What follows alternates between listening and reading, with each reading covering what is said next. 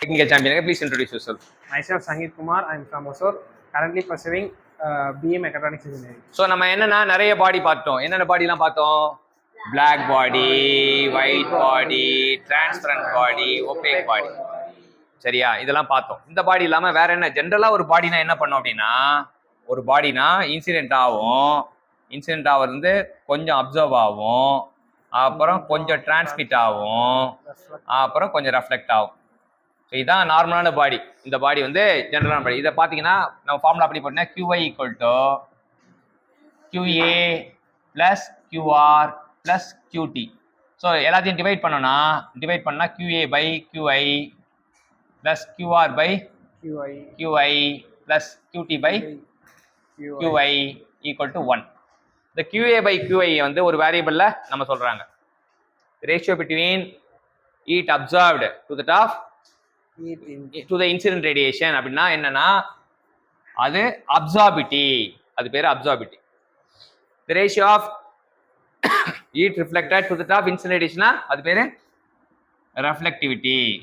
heat transmitted to incident transmissivity. எந்த பாடியா இருந்தாலும் alpha plus rho plus tau equal to 1. ஆல்பானா அப்சார்ப்டிவிட்டி,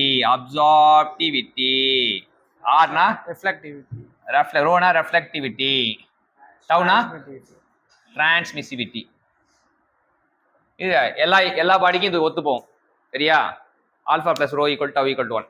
அப்போ பிளாக் பாடிக்கு என்ன இருக்கும்? பிளாக் பாடிக்கு ஆல்ஃபா ஈக்குவல் டு 1, அப்போ rho equal to 0, tau equal to 0.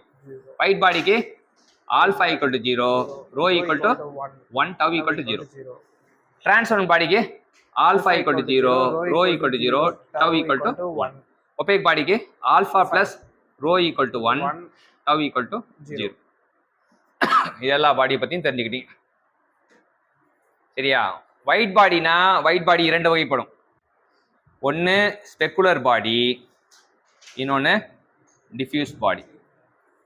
சரியா? ஸ்பெக்குலர் பாடினா என்னன்னா நம்ம பாடி மேலே ரேடியேஷன் பட்டவொன்னே ஒரே திசையில செல்லும்.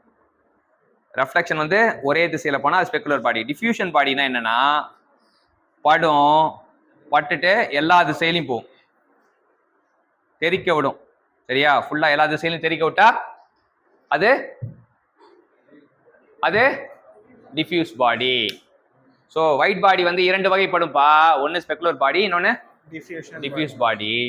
ஸோ ஸ்பெக்குலர் பாடினா எந்த ஒரு திசையில படுதுன்னா ஒரே திசையாக தான் அது எதிரொலிக்கும், அதாவது வெளியே தள்ளும், ரெஃப்ளெக்ட் ஆகும். படுறது ஒன்று, தெரிக்கிறது அதிகம் அப்படின்னா அது டிஃப்யூஸ் பாடி அப்படின்னு அர்த்தம். சரியா? ரெஃப்ளெக்ட் ஆகிறது மெனி வேஸ்ல போச்சுன்னா அது டிஃப்யூஸ் பாடி. ஸோ இன்னைக்கு என்ன தெரிஞ்சுக்கிட்டோம்னா டைப்ஸ் ஆஃப் ரேடியேட்டிங் பாடி தெரிஞ்சுக்கிட்டோம். கற்றுக் கொடுத்த சங்கீத்துக்கு வந்து நம்ம தேங்க்யூ சொல்லுவோம். Thank you champion.